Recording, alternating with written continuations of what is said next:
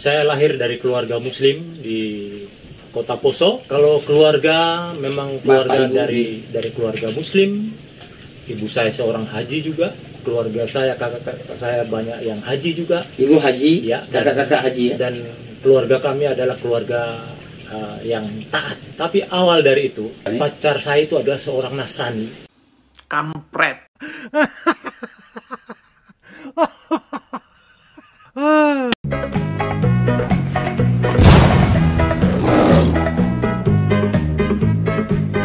Assalamualaikum warahmatullahi wabarakatuh, sahabat semuanya. Jumpa lagi kita ya. Alhamdulillahirabbil alamin. Segala puji bagi Allah, Tuhan semesta alam. Tiada Tuhan selain Allah. Allah lah satu-satunya Tuhan. Tuhan yang tiada duanya, duanya saja tidak ada, apalagi tiga. Lalu bagaimana jadinya kalau Tuhan itu dipaksakan tiga? Ya umatnya jadi komodo, sahabat.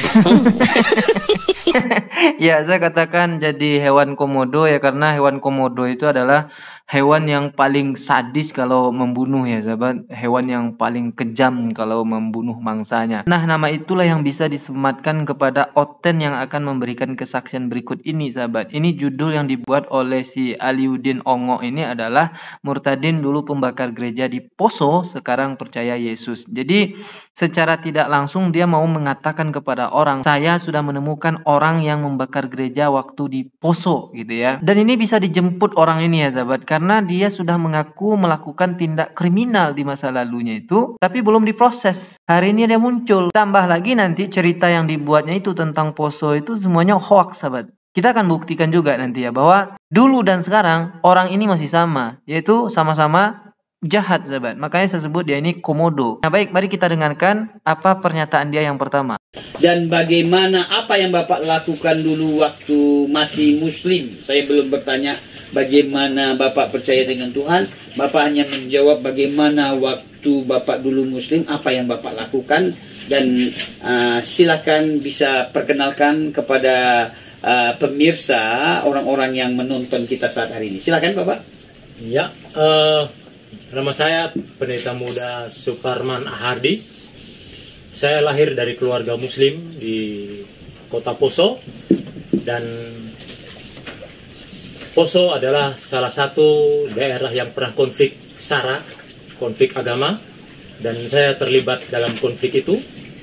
Dan di saat banyak orang membakar gereja, salah satunya saya juga ikut terlibat dalam pembakaran gereja, rumah-rumah ibadah orang Kristen, karena waktu itu saya belum kenal Tuhan. Pengakuan pertama yang selalu disampaikan oleh para ongok raya ini adalah mereka berasal dari agama Islam ya, Muslim dulunya. Tapi setelah itu ceritanya mereka ini adalah orang yang anarkis. Artinya mereka menyimpulkan bahwa agama Islam itu mengajarkan anarkis kepada mereka. Ini hoax dan penistaan yang pertama. Mengatakan bahwa ajaran Islam di keluarganya dulu itu mengajarkan anarkis. Salah satunya adalah membakar gereja. Entah apa dalil yang digunakan oleh si ongok raya ini sehingga dia mengatakan Islam seperti itu. Ya tapi kan hari ini itu yang berkembang pada orang-orang Islamofobia ini, sahabat. Ini namanya Suparman ya. Suparman dah tahu wajahnya seperti apa. Ini bisa diproses juga orang ini. Hoax yang kedua, dia mengatakan bahwa konflik yang terjadi di Poso waktu itu adalah karena SARA katanya. Padahal belum tentu juga karena SARA, sahabat. Meskipun nanti di dalam konflik itu melibatkan orang-orang yang beragama Islam dan non-Islam. Tapi apakah itu yang menjadi penyebab pertama? Tidak, sahabat. Karena ada artikel, nih artikel saya tunjukkan kepada Anda ya.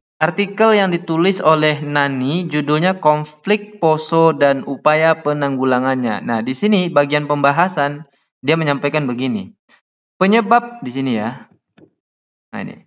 Penyebab akar dari konflik sosial yang terjadi di Poso, Wapres menjelaskan bahwa kasus Poso terjadi bukan karena masalah agama, namun adanya rasa ketidakadilan. Awal mula terjadinya konflik karena adanya demokrasi yang secara tiba-tiba terbuka dan membuat siapapun pemenangnya akan ambil semua kekuasaan. Padahal pada masa sebelumnya melalui musbidah setempat selalu diusahakan adanya keseimbangan. Contohnya, jika bupatinya berasal dari kalangan Kristen, maka wakilnya akan dicarikan dari Islam. Begitu pula sebaliknya. Dengan demikian terjadi harmonisasi. Namun dengan dengan demokrasi tiba-tiba the winner take all, kata Wapres. Karena pemenang mengambil alih semua kekuasaan, tambah Wapres, maka pihak yang kalah merasa telah terjadi ketidakadilan. Ini penyebab utamanya.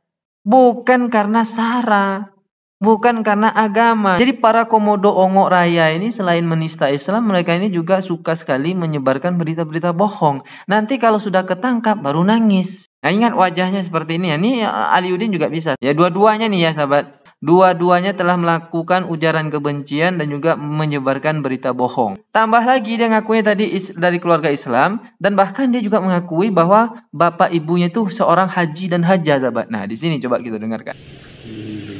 Terus saya mau tanya, bagaimana dengan keluarga Anda waktu itu? Keluarga Anda bagaimana? Apakah mereka Muslim yang taat atau bagaimana? Bisa ceritakan sedikit tentang keluarga? Kalau keluarga memang keluarga Bapak, dari keluarga Muslim. Ibu saya seorang haji juga. Keluarga saya, kakak-kakak saya banyak yang haji juga. Ibu haji, Ya, kakak-kakak haji ya? Dan keluarga kami adalah keluarga yang taat beragama. Taat beragama ya? Ya. Nah, terus saya mau tanya ini, bagaimana perjumpaan dengan Yesus waktu itu sehingga bisa meyakini, mengimani, inilah Yesus Tuhanku? Bagaimana itu? Bisa ceritakan? Awalnya saya kenal Tuhan karena lihat mujizat.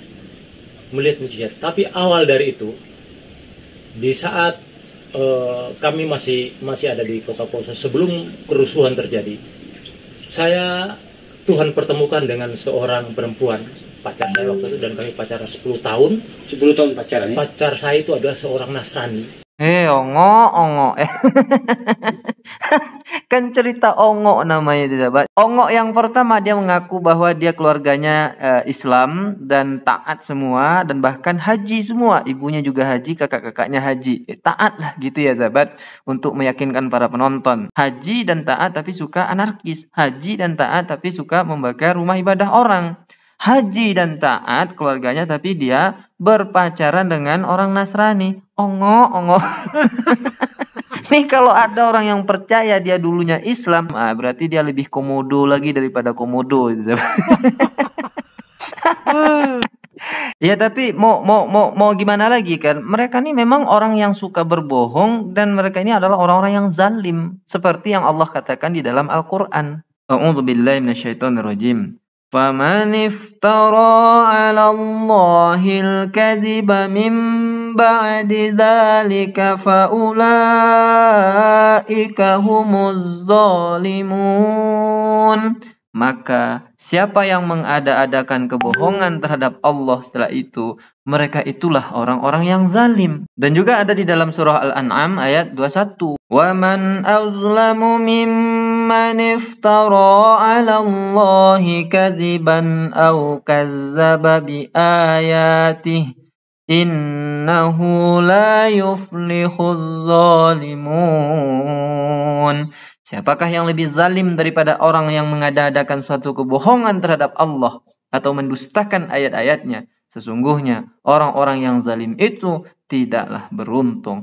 Maha benar Allah dengan segala firman-Nya. Inilah orang-orang yang zalim itu sahabat.